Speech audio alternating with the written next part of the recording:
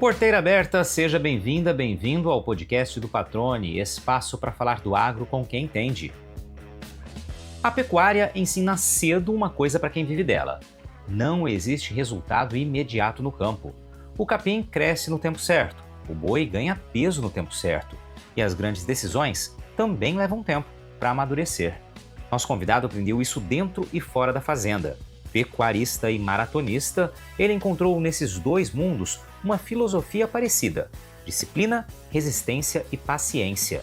Mineiro de Sete Lagoas, Daniel Tavim Mascarenhas carrega no sobrenome e na rotina a força de gerações ligadas à pecuária. Filho e neto de produtores rurais, ele viu a atividade da família sair do leite e chegar a um modelo moderno de recria e engorda a pasto nas propriedades em Jequitibá, Minas Gerais, e São Domingos, no Cerrado Goiano. Uma transformação construída sobre genética, nutrição e gestão eficiente para produzir mais em menos área, sempre com estudo, visão, pé no chão e um olhar humano. Afinal, fazenda nenhuma funciona sem gente. Quem está no campo precisa ser ouvido, ele afirma. Caso contrário, nenhum plano sai do papel.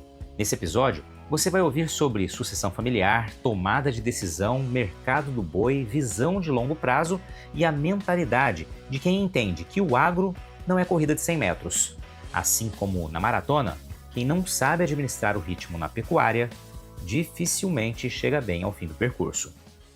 Daniel, cara, meu amigo, que satisfação recebê-lo no podcast do Patrone, nossa primeira gravação literalmente internacional, né? Estamos aqui no Uruguai, em Montevidéu, viemos participar da maratona, minha quarta maratona, sua? Quarta também, Só Patrone. que você corre mais rápido que eu. Você terminou em quanto tempo essa prova? 3 horas e 15, uns quebradinhos. Foi pelo menos meia hora antes de mim. O que importa é concluir, né, Patrone? Todo mundo que faz a concluir. maratona, a gente não preocupa com o tempo. É Exatamente. lógico, o tempo não ajuda muito, mas só de concluir a maratona já é um sucesso tremendo. Qual foi a maior dificuldade nessa prova aí? O vento. Que ventania, hein, Patrone? 37 quilômetros contra. Só quem faz é que vai entender que força que é a natureza. Muito bom, muito bom. Eu ia, além dessa paixão pela maratona, como o Daniel comentou aqui, o Daniel é pecuarista de família, aliás, tem o sangue da pecuária, da produção rural, corre nas veias dele desde os tataravós. Me fala um pouquinho dessa tua origem aí, Exatamente. Daniel. A família Mascarenhas, ela veio de Portugal. O primeiro Mascarenhas que a gente tem notícia, ele se instalou em Curvelo, região também de gado, berço do Guzerá, Nelore, Tabanel, Tabapuã, e estão lá desde o século XVIII. Então veio esse sangue para mim. Sou apaixonado pela pecuária, como te falei, são duas paixões, né? A pecuária em primeiro lugar, a corrida adquiri há pouco tempo, e eu consigo unir as duas. Quando eu estou na fazenda eu estou correndo, quando eu estou na cidade eu estou correndo, quando eu vou no frigorífico assistir o abate dos bois eu estou correndo também. Então a gente está sempre correndo por um propósito. E esse propósito meu é na pecuária também. Que maravilha, cara. E quem está ouvindo o Daniel aí, não o conhece, já percebeu um sotaque aqui que já é característico da região de Mineiro. Não tem jeito, né? Me fala, que região de Minas vocês estão? Eu fui nascido e criado na região de Sete Lagoas. A fazenda em si é no município de Jequitibá, uma cidadezinha bem pequenininha, que foi na época do ouro, na beira do Rio das Velhas. Tiraram muito ouro os portugueses no começo do século XVIII também. O Rio das Velhas nasce em Ouro Preto, passa na minha propriedade rural e deságua no município que chama Pirapora, no Rio São Francisco. E é ali que a minha família se instalou para a criação da pecuária. Isso teu tataravô, então? Meu tataravô, exato. Meu tataravô. Vários anos, várias décadas, né? Exato. Atrás. E como começou a atividade da família de vocês, né? Porque logo mais a gente vai falar um pouquinho disso, que houve uma mudança de característica da produção de vocês, né? Sim. Começou como? Vamos dizer, na hora que esse Mascarenhas, que é da minha área, que são tataravôs, ele fundou a primeira companhia, sociedade anônima do Brasil, companhia de tecido, Cedro e Cachoeira. E depois dessa fábrica, ele ficou velho, falou, agora eu vou mexer com fazenda, e mexia com leite. Então, meu tataravô mexeu com leite, meu bisavô mexeu com leite, meu avô mexeu com leite, e meu pai, quando assumiu a propriedade, ele já começou a mudar. Ele deixou o leite para um lado, começou a criar o cimental, que na década de 90 fez muito sucesso, e do cimental ele já foi mudando aos poucos para o gado de corte. Ele veio a falecer em 2010, e quando eu assumi a propriedade, eu acabei também com o cimental, e hoje eu mexo com recria e engorda literalmente a pasto, de zebu. Leite? Leite não. Leite ficou na história. Leite é só para fazer um queijinho mesmo, um cafezinho para tomar com leite ali, uma manteiga e parou por aí. Legal. Nada como negócio, não. Ô Daniel, eu sempre pergunto para quem participa com a gente aqui, e você vai ter muito dessa lembrança, evidentemente, porque você nasceu já numa família, né, totalmente ligada ao campo. Qual a primeira imagem de campo, de fazenda que vem na tua cabeça, lá da infância? O que você lembra? Era eu menino com meu avô, na fazenda, no curral de leite. E ele sabia o nome de todas as vacas, todas, sem exceção tinha o nome, e ele chamava a vaca ia. É um negócio, assim, espetacular. É só quem sabe, é quem entende mesmo a proximidade do produtor com o animal. Você tirava leite quando pequeno? Tirava leite também. Nunca fui forte em tirar leite como os outros, mas eu sempre chegava na minha canequinha lá e eu que enchia a minha canequinha. Colocava umas 3 camadas, que vocês não estão vendo, eram uns 3 dedos de Toddy e o leite em cima dava aquela espuma boa. Eu adorava fazer o bigode.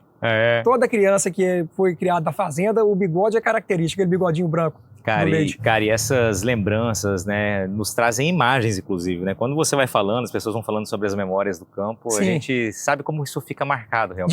Demais. Né? É uma lembrança, assim, que a gente lembra só com ternura, né? Meu avô já tem mais de 30 anos que faleceu, e essas boas lembranças que eu tenho dele, meu pai, 16 anos, e a gente só carrega coisa boa, né, Patrone?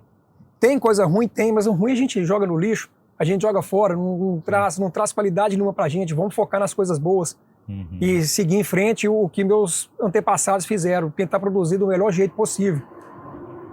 Associando negócio com sustentabilidade, que hoje também tem muito, né? A gente tem muita nascente nas fazendas, então a gente toma conta disso também, para não poder agredir mais o meio ambiente. Excelente. Agora você... É legal a gente falar disso também aqui, Daniel, porque você falou de uma mudança de atividade, começou com o seu pai, né? Sim. Culminou com a partir do momento que ele os deixou, né? Faleceu e você assumiu a atividade. E isso traz um pouco da sucessão. E o ponto que eu queria chegar é o seguinte, uma fazenda que começou lá com seu tataravô, naturalmente a cada geração... Ela vai diminuindo. Ela Sim. Começou com qual tamanho era a época e que chegou hoje? Eu não sei dizer aproximadamente o tamanho dela, mas ela era grande demais, era coisa de 30 quilômetros, era uma cidade dentro da fazenda. Inclusive, Jequitibá, que é a cidade onde a gente tem essa propriedade, a sede da fazenda é o município hoje, da fazenda antiga, né? Então, era muito grande, era muito enorme, não sei dizer o tamanho. E aí, a cada geração? Cada geração foi diminuindo. Eu posso falar do meu avô, que era o neto desse tataravô meu. Ele conseguiu tomar conta de 1.500 hectares e esses 1.500 hectares continuam com a família dele. Que é meu pai e os 4 irmãos do meu pai, que são meus tios, todos tomam conta. E eu hoje arrendo a terra de todos. Então, a fazenda que era do meu avô, quem toma conta exclusivamente sou eu. Pelo pedaço do meu pai e arrendando dos demais tios. E eu cheguei a esse ponto aqui do nosso bate-papo, porque quando a gente fala em sucessão, claro, naturalmente há, historicamente, essa divisão de tamanho de área, né? Sim. E isso exige que a propriedade seguinte, que a gestão seguinte seja ainda mais eficiente, Exatamente, né? porque o tamanho vai diminuindo. Disso. Então vamos lá, eu já lembro do meu avô para frente, né? Meu avô faleceu em 94, eu já tinha 14 anos. Meu avô era daquele que dava o sal na garrafa. Vocês conhecem a história do sal da garrafa? Vamos lá. Não. Ele colocava o sal na garrafa de PET, de Coca-Cola, dava 3 furinhos nela, aí o boi que ficava lambendo a garrafa saía um pozinho. Ele ficava lambendo aquela garrafa lá dentro do coxo de sal. Brincadeira à parte, né? Não era assim, mas a gente... Lá em Minas Gerais a gente tem esse como é que fala? Não é adjetivo, é esse palavreado, que é o fulano dá sal na garrafa, quer dizer que o fulano era seguro no sal mineral. E a gente está falando isso coisa de 40, 35 anos atrás, é relativamente recente, para a gente ver o tanto que a pecuária modernizou nesses 35 anos. E hoje o meu negócio é a pasto, introduzi o TIP, que é a terminação de engorda a pasto, e sal mineral não existe mais, hoje é proteinado mesmo, de alto consumo, e quem quer estar nessa área não adianta, tem que modernizar, porque senão o mercado vai te deixar para trás, não tem como.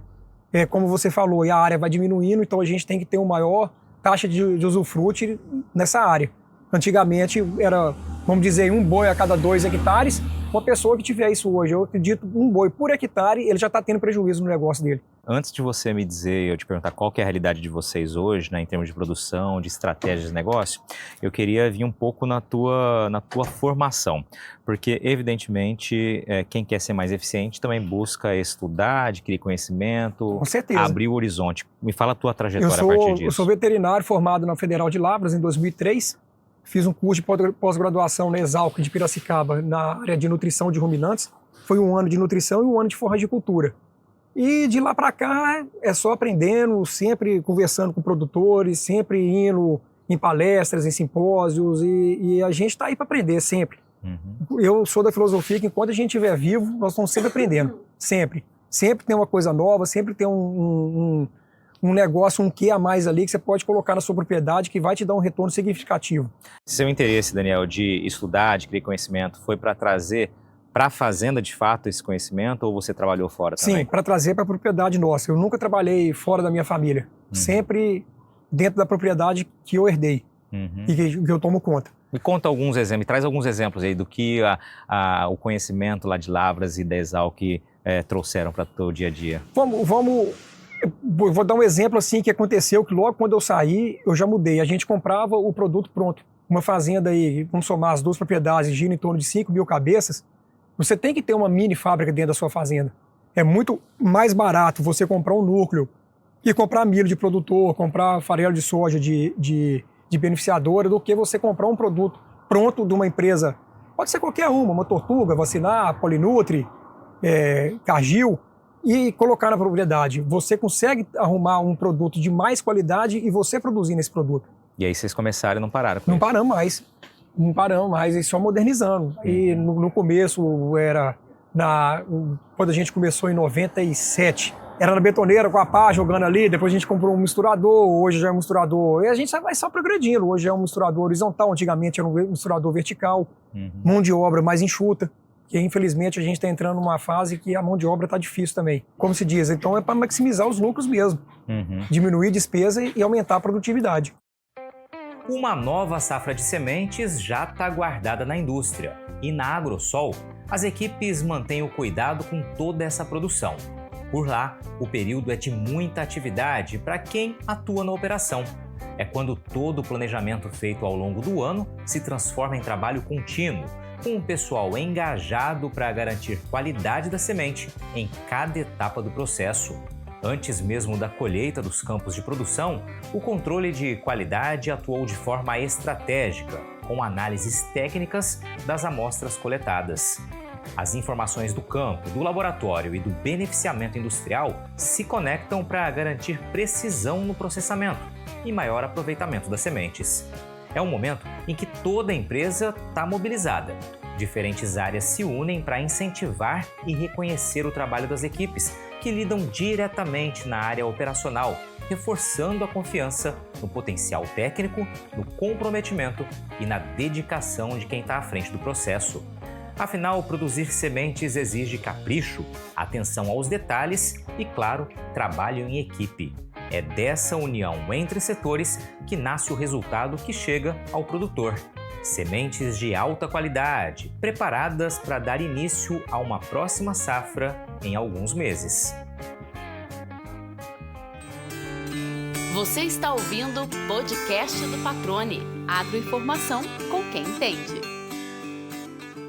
Vamos lá, vamos falar de como é a tua realidade hoje lá, né? Que rebanho que você trabalha, qual o sistema produtivo que você adotou? Como eu disse no começo, eu mexo com recria e engorda, especificamente Nelore, vamos falar 90% do meu rebanho é Nelore. Eu sou comprador de bezerro, já tenho meus clientes de cria, então quando eles desmamam eu já sei que eu vou comprá-los, porque já são parceiros de mais de 20 anos. Então fica bom para mim, fica bom para eles, porque tudo é mais segurança. E quando esse animal chega, vamos falar em peso, né? Vamos colocar uma proporção. Entre 6 e 7 arrobas, eu passo a seca com eles todinho no proteinado de alto consumo, proteinal aí, não de alto consumo, um proteinado bom, 0,3 do peso vivo. Quando começa a chover, aí eu dou um proteinado mais baixo, porque o capim ajuda muito. E esse animal, ele vai sair, vamos falar hoje, em maio, de 6 arrobas, e ele vai entrar em maio do ano que vem com 12. Eu fico com esse animal, dependendo do animal, eu consigo matá-lo na safra seguinte. Um animal mais leve, eu jogo ele para morrer um ano e meio depois, que seria em janeiro do outro ano.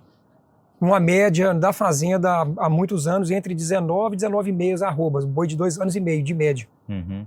Agora, para chegar a esse cenário, a essa estratégia, ela foi sendo maturada ao longo do tempo, ao não é longo de uma hora do para tempo, outra. Me fala um exatamente, pouquinho demorou. disso para quem também está ouvindo e quer fazer uma transformação como essa na fazenda, por exemplo. Eu falo muito, a pecuária de corte, a pasto, eu não digo só a pasto, quem confina também, você tem que ter duas excelências, animal de qualidade e nutrição animal. Esses dois têm que andar junto. Não adianta você ter um animal de extrema qualidade, um animal que você vai comprar do seu cliente com 8 arrobas na desmama, que hoje é um espetáculo, e se você não tiver uma nutrição adequada para esse animal, porque você vai perder dinheiro. Então, os dois têm que andar junto. Eu falo que um não sobrevive sem o outro. Nutrição animal e a genética. Você tendo esses dois, o seu sucesso vai ser contemplado. E quanto tempo foi, Daniel, para você conseguir colocar em prática e chegar ao Vamos falar cenário que você da minha queria? formação em 2003 para chegar onde eu estou hoje, foram 12 anos. Em 2015 que eu consegui isso aí e vem melhorado ao longo do ano, não mais na genética, porque os meus criadores, os meus clientes, eles também profissionalizaram em ATF, vai catalogando um sêmen melhor com touro, então vai desmamando um bezerrada melhor, mais dócil, vai selecionando as vacas com a maternidade melhor, diminuindo o estresse, porque o Nelore é um bicho muito bruto, a gente sabe, a gente que está no campo, a gente sabe que o Nelore é um sangue quente, ele não é um europeu assim que é mansinho, mas com essa genética que eu estou falando, o Nelore está se tornando mais dócil também. Então, quando a gente coloca esse animal junto com uma nutrição de qualidade, o sucesso é imediato. Não tenha dúvida. Coloque isso na cabeça, é genética e nutrição. Então vamos lá, então você compra já dos seus parceiros, né, que também elevaram a qualidade ao longo dos anos. Sim. Coloca para engordar ali, quanto tempo vai até levar para abate? Vou falar assim, da época que eu compro a desmama com 7 meses até eu abater meu animal, eles ficam em torno de 18 meses na minha fazenda, 1 ano e meio. Aí alguns mais tardios vão ficar 2. Mas a média é essa, ele fica na minha propriedade 18 meses e com mais 7 meses de vida é um animal de 25 meses, 26 meses. E você consegue entregar para o frigorífico com peso vivo de quanto e qual o rendimento peso vocês estão vivo obtendo? em torno de 530, 540 quilos de média e ele vai para 292, 295 quilos no peso vivo. 290 a 295 no peso morto, com 53% médio de rendimento. E esse aí vocês conseguem patamares maiores ainda também? Sim, eu tô falando uma média, né? Tô falando uma média. Porque esse animal tardio, que eu não consegui vendê-lo agora, então vamos dizer, a turma cabeceira dessa boiada, ela tá agora na minha fazenda com 520 quilos, pronto para abate. Os irmãos deles mais fracos estão com 15 arrobas, 450 quilos. Esse animal eu vou segurá-lo e vou vender em janeiro por 21 arrobas. Ele vai ficar mais 6 meses na fazenda, mas eu vou colocar mais de 2 arrobas a 3 arrobas a mais nesse animal. O tempo que ele fica no pasto, eu queria saber um pouquinho da tua área de pastagem, né? Como que você tem otimizado ela, qual a capacidade de UAC que você tem conseguido colocar, como que você conseguiu melhorar para aumentar a capacidade? Quando eu subi a fazenda, a pastaria era toda de 50 hectares, tinha pasto até de 100. E eu comecei a dividir a fazenda novamente e eu quero chegar numa área de pasto de 25 hectares, sem ser rotacionado, todos com bebedouros, todos com coxo de sal. E na hora que eu atingir essa meta, que ao longo dos anos eu já tenho feito isso, de 25 hectares, eu vou colocar em torno de 50 a 60 bois em cada pasto desse, engordado. Então, vamos botar um UA que seria 15 arrobas, eu vou ter ali de 2,5 a 3 UAs na fazenda. Me diz uma coisa, Daniel. Você falou, eu quero colocar, né? Quero deixar assim. Você está usando o que de capim ali? O que você está usando de pasto? Eu tenho 3 tipos de capim lá. Eu tenho o braquiária, o brisantão mesmo, o marandu. O meu pânico hoje, ele é mombaça, e o mombaça, aonde ele está acabando, eu estou colocando o Miyagi, que é um pânico mais desenvolvido. E tem o andropólogo também, que é o andropólogo todo, não sei se no Mato Grosso tem muito dele. Tem? Tem. Pois é, e eu uso muito o andropólogo na engorda. Ninguém fala do andropólogo, mas para mim é o melhor capim para você engordar uma boiada a pasto. Ele é espetacular, ainda mais na minha área, que é na época das chuvas. Porque o andropólogo na seca, ele não serve para nada. Então você tem que saber trabalhar um andropólogo, porque ele na chuva é sucesso. Tem um ganho médio, vamos colocar na minha fazenda que chove 1.100 milímetros, média, de novembro a final de abril, eu consigo colocar nessa boiada em torno de 8 arrobas, esse período. De novembro a maio, né? Vamos colocar maio aí. 8 arrobas e meio, com rendimento vai até 9. Você citou um momento atrás ali um pouquinho da dificuldade com mão de obra. Sim. Qual que é a tua equipe? Quantas pessoas trabalham com você? Como que é o dia a dia? Porque você não mora na fazenda, você deve passar boa parte do tempo lá, né? Sim, eu passo boa parte do tempo lá. Vamos dizer, 70% do meu tempo eu estou na fazenda. Mas falar que eu tua resido na residência, qual que é a fazenda, não. distância? 100 quilômetros. Eu moro numa cidade que chama Posse, no Nordeste goiano, na divisa com a Bahia, na região da Matopiba. E a fazenda está no município de São Domingos, tudo no estado de Goiás. Uhum. Aí a minha mão de obra, eu tenho 3 vaqueiros que ficam por conta do gado, tem 2 tratoristas, um cerqueiro, que a fazenda tem uns 240 quilômetros de cerca, um carpinteiro, que eu preciso, é muita madeira, o curral meu é de madeira, a porteira de madeira, então tem muito serviço de carpintaria. E tenho 4 funcionários que fazem serviços diversos, como roçada, matar mato com herbicida, para trabalhar na fábrica de ração, para poder produzir o meu proteinado e a minha ração. Então, somando tudo, são 12 pessoas. Uhum. Tem uma cantina, eu forneço alimentação para os meus funcionários, então tem a cozinheira da cantina. Uhum. E são funcionários que estão com você há quanto tempo? O mais velho está comigo desde 2007, então tem 19 anos. E a rotatividade desses 4 que agora parou. O mais novo está comigo há 1 ano. Uhum. E pelo que eu percebi ali, eu acho que eles vão ficar bastante tempo. Desses 4 que eu falo que o som faz tudo, o chefe está comigo há 10. Ele entrou em 2016. E esse é um desafio realmente, né? Desafio. Você montar um time e continuar com esse time, né? Eu falo para todos, a gente tem que saber ouvir muito os nossos funcionários. Tem época que você está meio estressado, mas o funcionário só quer conversar, ele só quer desabafar. Então você tem que dar ouvidos para ele. Você escuta, ele vai contar os problemas, vai pedir sua opinião.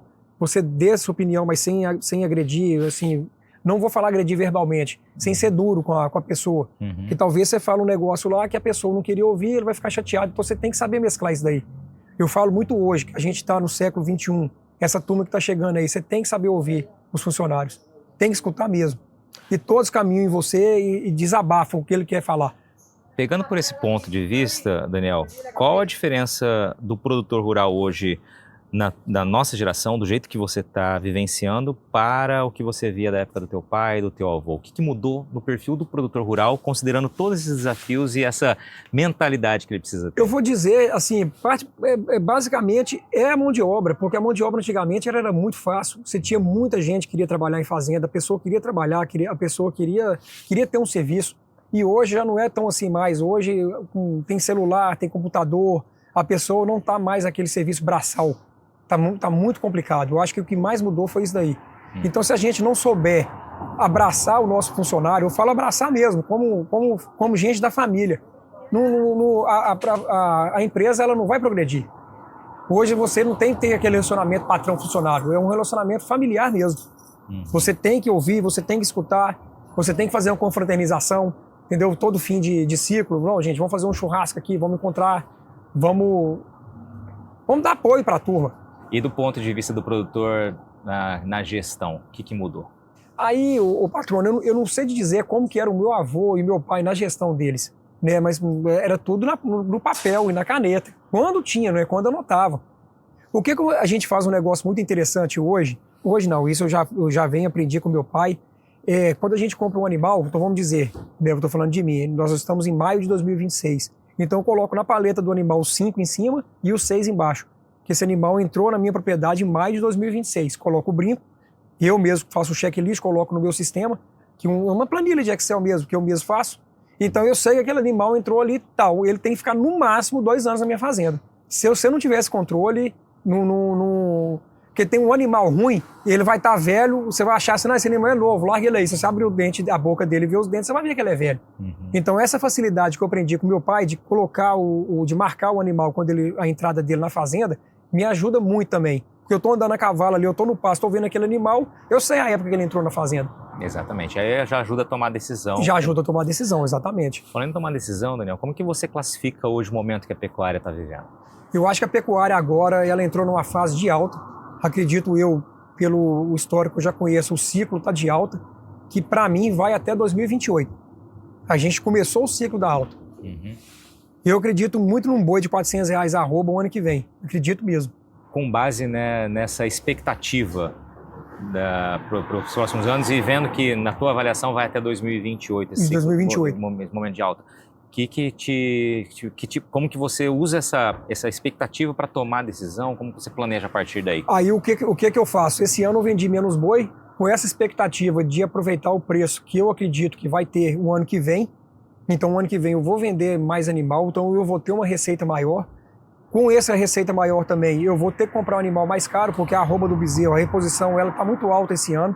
E em relação à arroba do boi gordo, eu acredito que o ano que vem ela vai dar uma melhorada na troca do bezerro para o boi gordo, na troca do boi gordo para o bezerro, né?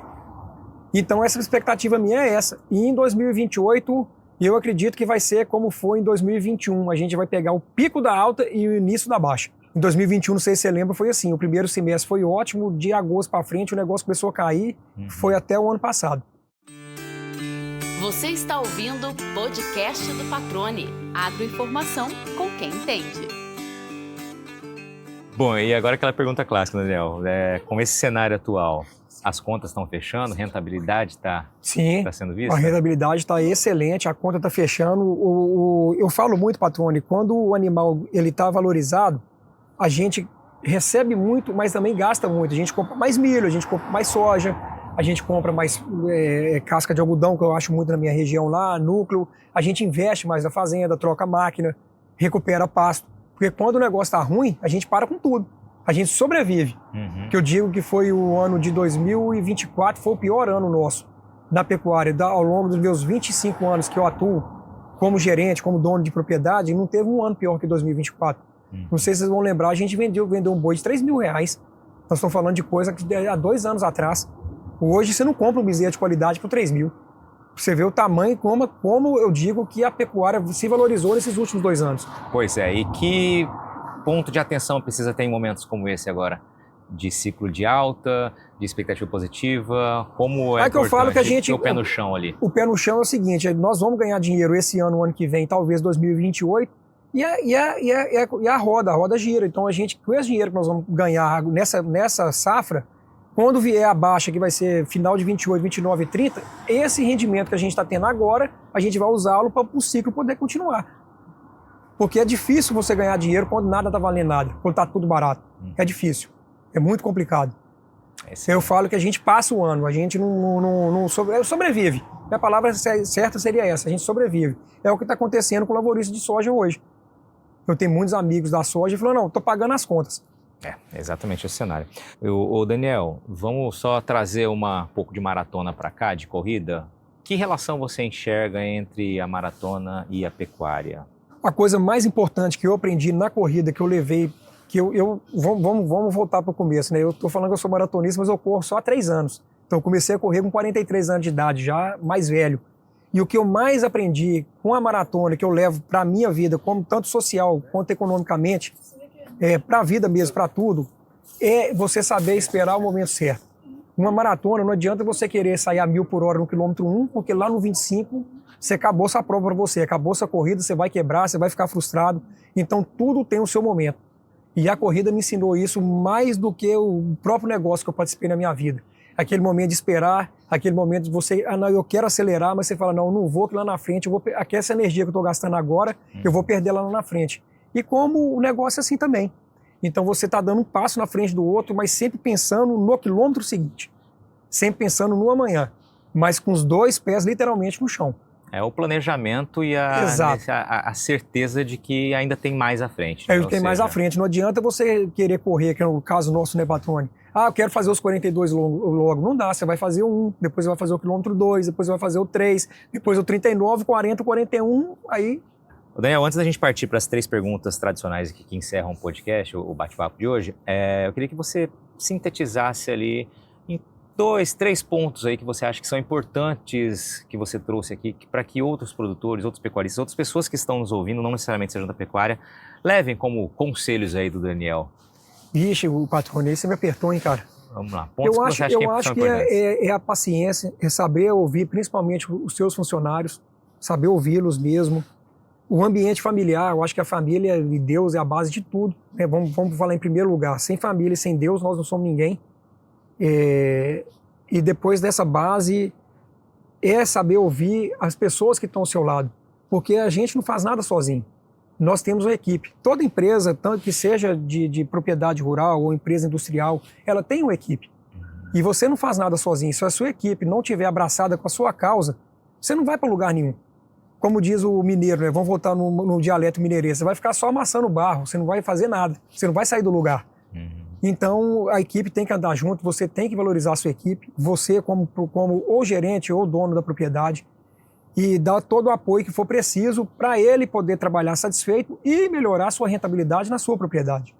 E para dentro da porteira, no que diz respeito à tomada de decisão ali, o que você deixa como dica aí na gestão da pecuária? A tomada de decisão é você ter aquela turma que pensa como você e nunca decidir nada sozinho. Você sempre toma opinião. Tem gente, eu tenho umas 5 pessoas assim que eu gosto de ouvi-los muito, então eu escuto os 5 e eu vou decidir o que eu vou fazer depois de ouvi-los, esses 5. Para a gente ter uma opinião certeira, porque quer queira, quer não, é o nosso negócio. Se você fizer um erro aí, a chance de dar errado cresce muito, e até você voltar que você estava por falta de uma conversa, por falta de um pensamento ali, um negócio que você não conversou com aquela pessoa, que você poderia ter conversado, ele poderia ter te auxiliado naquilo ali e você tomar a decisão correta. Muito bem. Vamos para as 3 perguntas tradicionais, Daniel. São simples aqui. A primeira é a seguinte: que pergunta que você, Daniel, gostaria de ter que responder um dia? Que ninguém te fez ainda. Pode ser lá no futuro da vida. O que você gostaria que te perguntasse? Patrônio, mas aí é bem psicológico isso aí, hein? Eu vou te falar que eu não sei, cara. Não, aqui ninguém sai. São 261 episódios, você é o 262 e ninguém deixou de responder essa daqui. Pode pensar, pode ser um exercício de futurologia. Uma pergunta que ninguém fez pra mim. Uma pergunta que você gostaria de ter que responder um dia. Pode ser lá na frente da vida. Eu tenho 2 filhos, eu penso muito neles. Inclusive, eu trabalho para eles. Eu tento dar o melhor que eu posso por eles. Aí eu acho que a pergunta que seria, lá na frente com eles já, se Deus quiser, todos trabalhando, todos com seu dinheiro, e falar assim: Daniel, o que você fez pelo sucesso dos seus filhos? Boa. Seria essa pergunta aí. Muito legal. Já que nós estamos pensando bem no amanhã, né? Exatamente. Qual que é a idade dos teus filhos? 16 e 14. Legal. Um casal, bacana. O menino está com o homem está com 16, a moça está com 14. Quais são os nomes deles? Luiz Antônio e Maria Eduarda. Maravilha. Um abraço para eles aí, que assim seja lá na frente. Se Deus quiser. Né, a gente possa ouvir, Daniel. Sim, nós vamos correr muito junto ainda, né, patrão? Porque são 20 anos para nós, né? Não, exatamente. São 20 maratonas anuais aí, vamos lá. No mínimo. Vamos lá, a outra pergunta aqui, Daniel. Uma curiosidade sobre você. Algo curioso que só as pessoas mais próximas conheçam, e não vale falar da corrida, porque já... Não, sim. Sabemos. Eu sou uma pessoa muito extrovertida, muito família. E onde eu tô, a alegria tá junto. Isso é um fato. Eu sou assim, minha mãe fala que desde criança eu não sei ficar sozinho, não sei viver sozinho. Eu gosto de viver com a turma. Na bagunça bem organizada, como diria o nosso técnico Filipão, né? Maravilha. A outra, eu não sei se você está em rede social ou a Fazenda tem rede social. Não, como que as pessoas te acham? Não tem? Não tem. Seria nada. Só meu telefone mesmo. É só no meu número. O telefone nós vamos deixar para depois. Quem quiser ouvir o Daniel e me falar com ele, depois manda uma mensagem para nós aqui no podcast que a gente faz essa ponte aqui. E por que você não entra em rede social? É distração? O que é que você não... Eu acho que toma muito tempo, mas eu vou ter que entrar, Patrone, porque o mundo tá virando para isso daí, não tem jeito. Eu tô meio cético ainda, mas eu tô vendo, meu filho mesmo já fala muito: pai, você tem que ter Instagram, pai, pelo menos Instagram. Aí ele já com essa cabeça, quem sabe eu junto com ele, e ele já monta um Instagram para mim, eu começo a colocar o que eu faço na fazenda junto com a corrida, né, Patrone? O nome da fazenda mesmo, como é? Mucambo. Aí, pode colocar lá no Instagram da Fazenda Mucambo, lá conhecer um pouquinho do dia a dia. Exato. Daniel, cara, quero te agradecer, foi um bate-papo rápido, mas eu queria muito te ouvir, né, para que as pessoas pudessem também conhecer um pouco dessa tua história como maratonista, né, corredor recente que você disse aqui. Sim. Né, tem essa associação com o dia a dia que você trouxe muito bem, e também essa história de vida, né, que passa por sucessão e também por mudança de atividade, pensando sempre em eficiência, que você deixou muito claro aqui. Obrigado por ter aceitado. Foi um bate-papo rápido, mas certamente que vai também trazer vários insights para as pessoas. Estou disponível aí sempre que você quiser. Qual que é a próxima corrida? Assunção, 30 de agosto. Maravilha. Já está marcada. Vamos que vamos. Um abração. Fica com Deus. E aí, gostou do bate-papo? Então dá aquela força e compartilha essa entrevista com os seus contatos. E olha, aproveita para mandar aquele feedback dizendo o que você está achando do podcast do Patrone. Pode criticar, elogiar, sugerir temas e pessoas para dividir boas histórias aqui nos próximos episódios.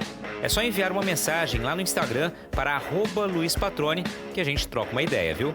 Então, gente, sucesso da porteira para dentro, força e fé da porteira para fora e vamos que vamos! Você ouviu o podcast do Patrone, agroinformação com quem entende.